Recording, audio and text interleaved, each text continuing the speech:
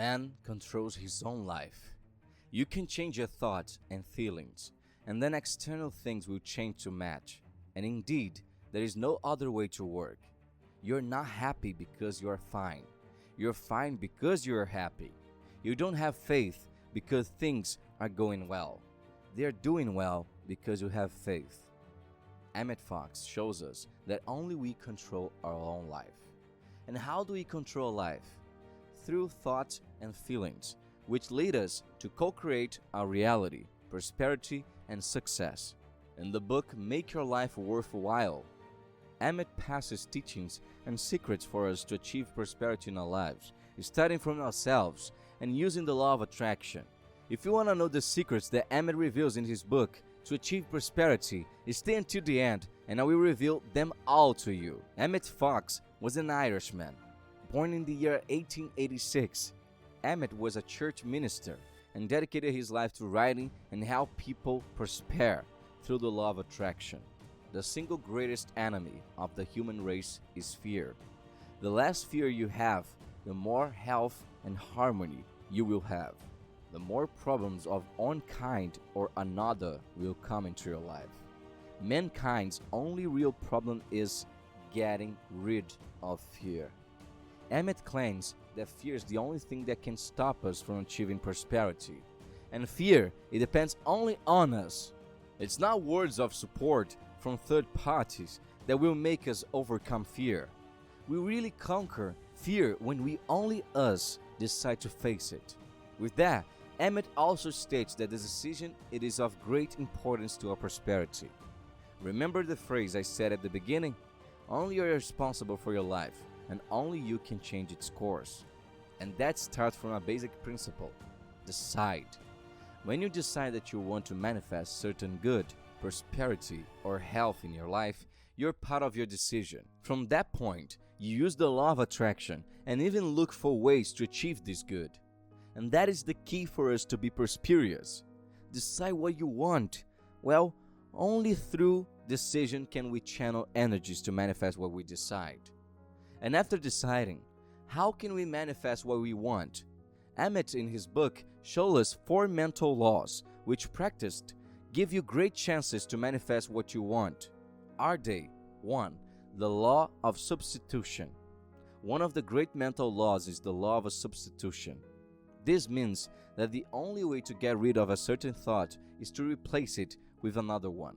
You cannot dismiss a thought directly. You can do this just by replacing it with another one.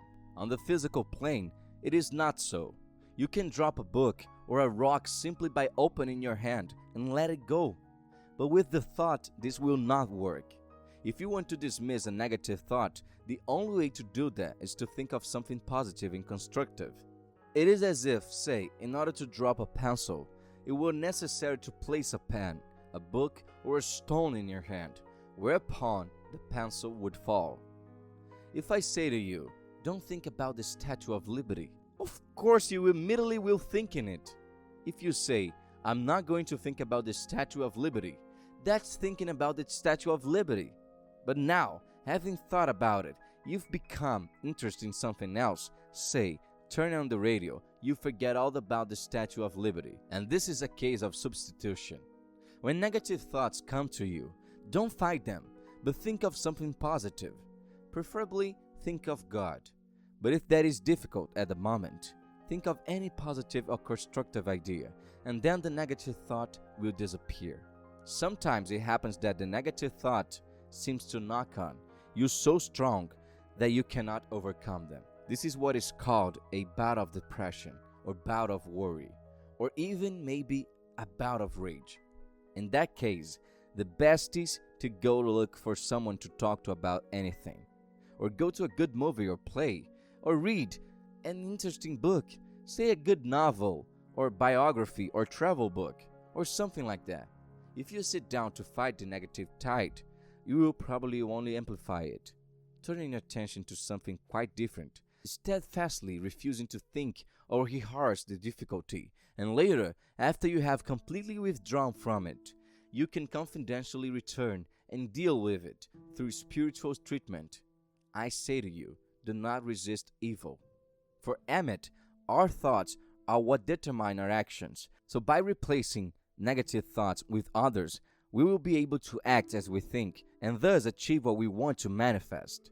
Emmet's second law is the law of relaxation. In all mental work, effort defeats itself. The more effort you put in, the lower your result.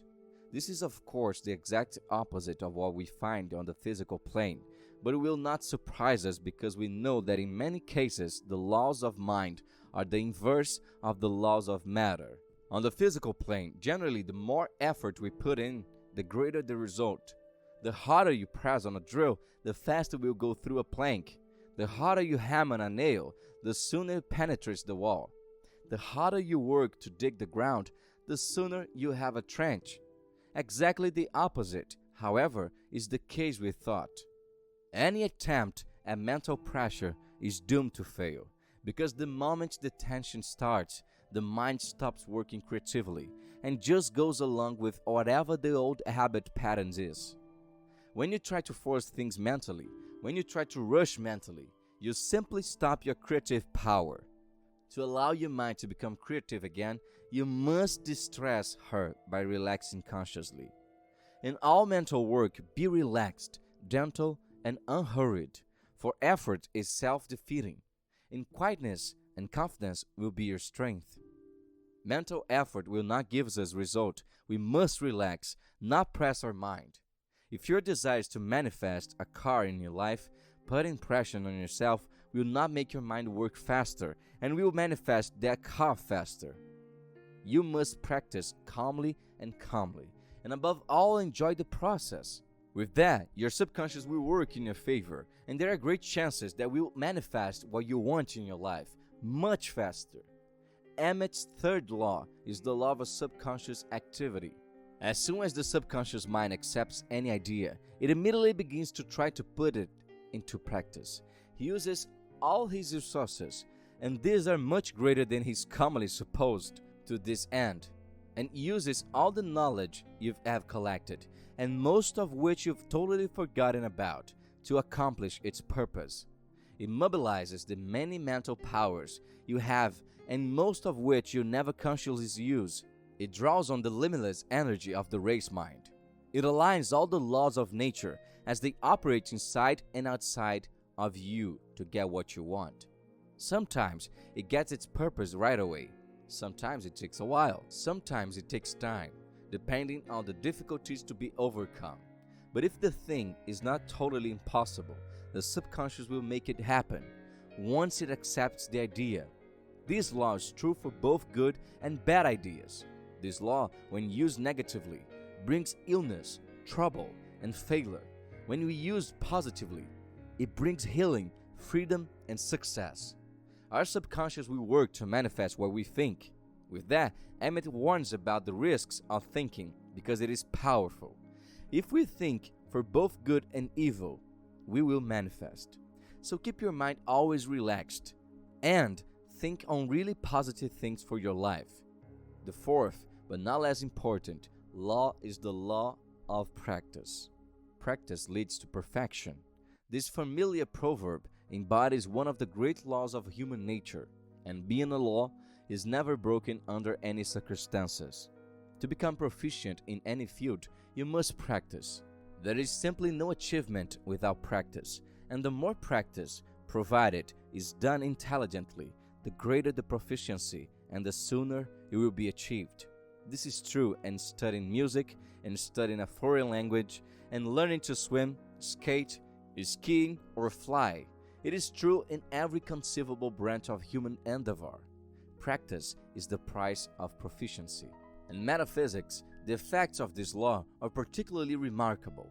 Thought control is entirely a matter of intelligent practice, and true religion may well be summed up as the practice of the presence of God.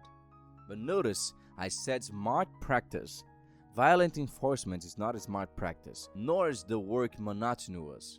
After applying all the previous laws in your life, practice is of paramount importance.